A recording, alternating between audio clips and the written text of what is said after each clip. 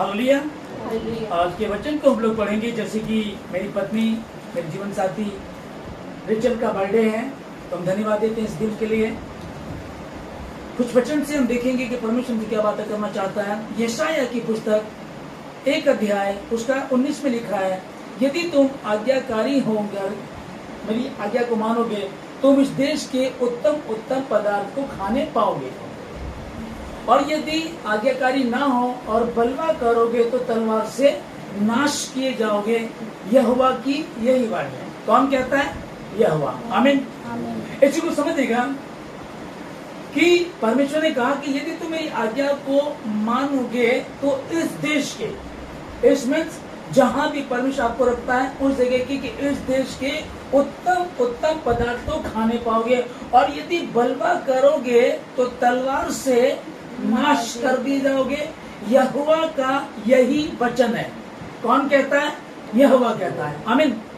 तो जैसे जब रिचल कुंवारी थी तो पेंटिकॉस्टल से आती है ये, और ये प्रभु के दासों के साथ रहना, पूरे दिन चर्च में रहना, चर्च में ट्रिपल प्ले करना, गीतों को गाना, परमेश्वर के भजन को गा करके परमेश्वर की महिमा को करना, और ये पूरी रीति से परमेश्वर के साथ संगति करना। ओके, तो आगे चल करके मैरिज हुई। परमेश्वर का धन्यवाद देते। फिर जैसे कि अब मेरे साथ जुड़ी है तो मैं परमेश्वर का दास हूँ। यहाँ परमेश्वर मुझको कहा है कि मैं परमेश्वर का दास उसके वचन को शेयर करता हूँ, और ये आराधना करने वाली है। तो ये एक बहुत ही अच्छी बात हो गई कि दो लोग आपस में ऐसे मिल गए जो परमेश्वर की महिमा करने वाले। आमीन।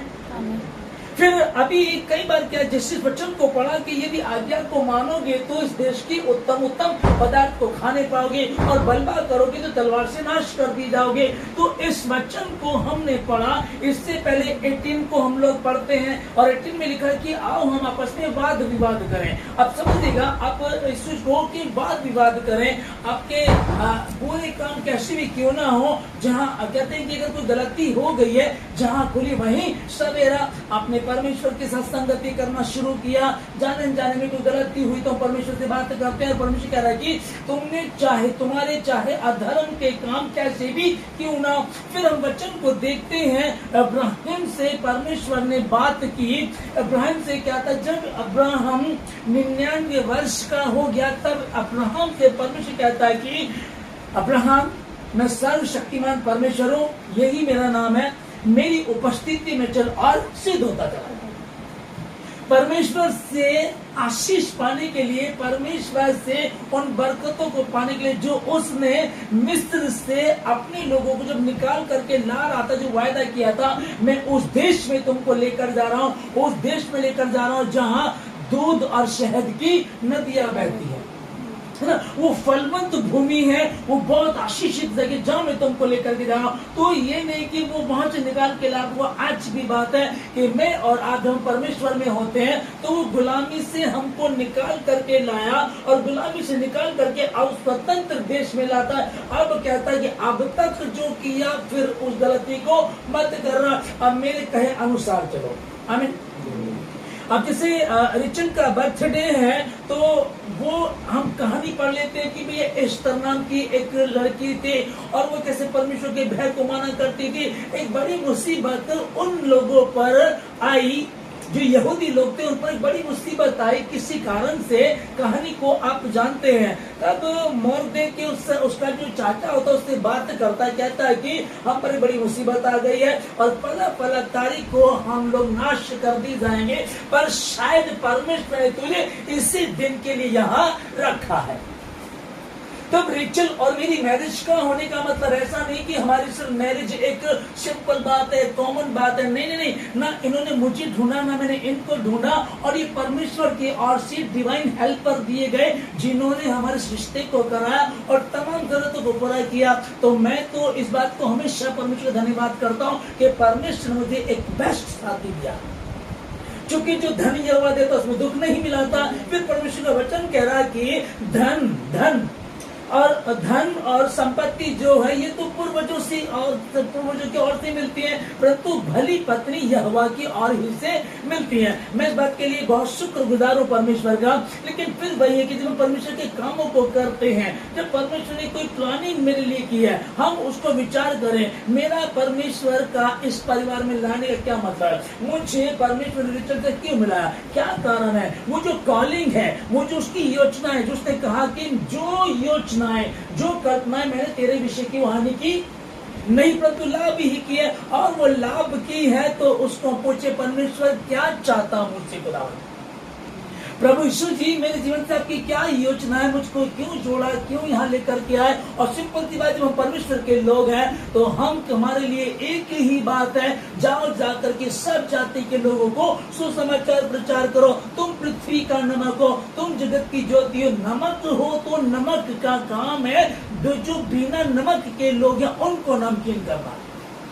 हर व्यक्ति दुखी है, परेशान है, बेहाल है, और जहां तुम रहते हो तुम्हारे द्वारा वो रोशनी को पाते हैं। तुम एक समझेगा कि आप एक इन्वर्टर की तरह है, हम जो मसीह लोग एक इन्वर्टर की तरह है। एक पूरी कॉलोनी है और कॉलोनी के अंदर सिर्फ एक परिवार में इन्वर्टर, बाकी लोगों के इन्वर्टर नहीं है। अचानक लाइट जाती है, जब लाइट जाती है तो सबके घर में अंधेरा हो जाता है, लेकिन जिसके घर इन्वर्टर उसकी लाइट जली रहती है। तो इसका मतलब ये स्पेशल है।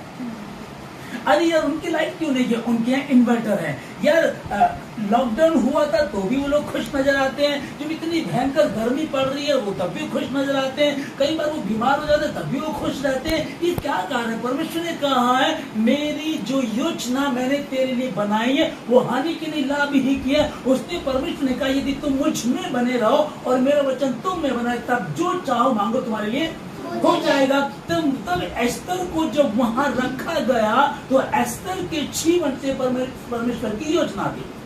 आमीन। अब एस्तर को वहां रखा कि तो बाइबल बताती कि परमेश्वर को वहां लेकर के गया था। अब वो तो गुलाम बना करके लेकर के गए थे। उसके बाद एक लड़की छांट ली गई कि इसको रानी बनाया जाए, तैयारी की गई इसके लिए। उसके बाद वो वहां पहुंचने के बाद हम देखते हैं कि वो ईमानदार थी, वफादार थी, खुदा में बनी रहती थी। और जब ये बात आई तो उसने कहा कि पूरी कौम यहूदियों को नाश कर दिया जाएगा।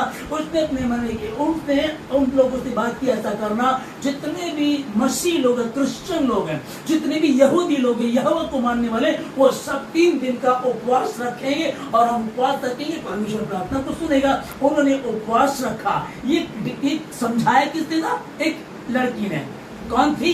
अनाथ थी, गुलाम थी, और वो अब थोड़ी दिनों में उनको सबको मार दिया जाता। पर उसने कहीं ना कहीं का क्या मतलब है, व्यवस्था उनके पास थी। वो अब्राहम, इसहाक, याकूब के परमेश्वर को जानते थे। उनका परमेश्वर जब उनके पूर्वजों को मिस्र से निकाल करके ले आया, लाल समुद्र को 2 भाग कर दिया, इस सारी बातों को वो जानते थे, व्यवस्था को पढ़ते थे। वो खुदा को, बादशाह को जानते थे कि हमारा परमेश्वर जोरावर खुदा है। हमारा परमेश्वर आसमान का भी, जमीन का भी और जमीन के नीचे जल का भी, तीनों लोग में कोई भी उसके जैसा नहीं है।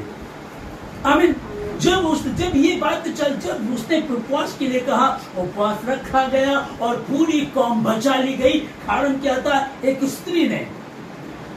आप जितने भी छोटे बच्चे हैं, आप जवान लड़कियां, जो भी आप लोग हैं, जितने इस टाइम ऑनलाइन सुन रहे हैं, जब आप परमेश्वर में हैं तो आपको डरने की आवश्यकता नहीं है। हाँ, करना क्या है? हमने जिस वचन को यशायाह चैप्टर 1 उसका 19 में जो हमने पढ़ा, वह क्या लिखा है कि यदि तुम आज्ञाकारी होकर के मेरी बात मानोगे तो निश्चय ही इस देश के उत्तम पदार्थ को खाने पाओगे, और बलवा करोगे तो निश्चय तलवार से नाश कर दी जाओगे।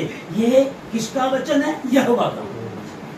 किसका वचन है? यहोवा का। ये यहोवा का वचन है, और यदि यहोवा परमेश्वर ने कह दिया तो धरती आकाश चल जाएगी, परंतु उसका वचन कभी भी नहीं चलेगा। करना क्या है? बहुत कठिन है क्या? कोई कठिन नहीं है।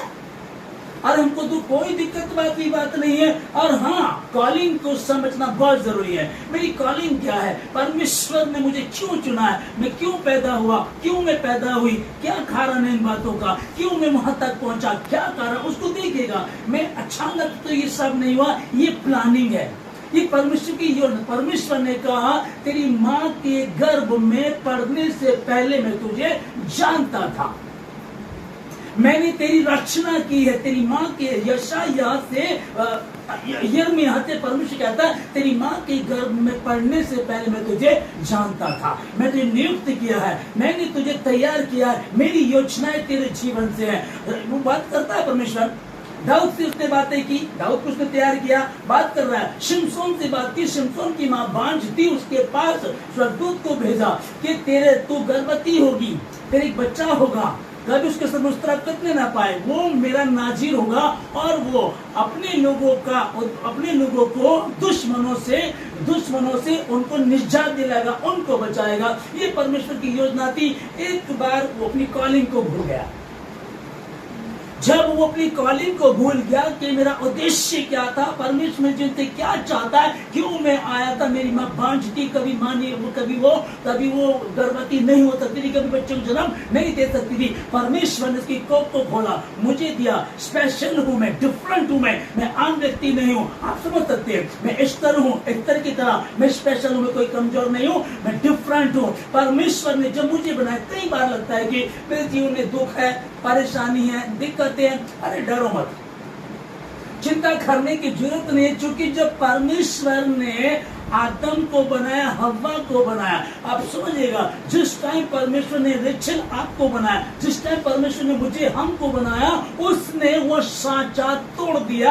आपके जैसा कोई दूसरा नहीं है, मेरे जैसा कोई दूसरा नहीं है। हाँ, दुनिया में 7 अरब कुछ की है पॉपुलेशन है, ठीक है बहुत सारे लोग हैं, पर मेरा प्रभु कहता है मैंने तेरा चित्र अपनी हथेली पर खोद करके बना रखा है। तेरी शहर बनाने मेरे सम्मुख रहती है। जब वो परमेश्वर मेरे सम्मुख रहता है, जब वो मुझसे प्यार करता है, तो मुझे डरने की आवश्यकता। आमीन, पढ़ेंगे इसको।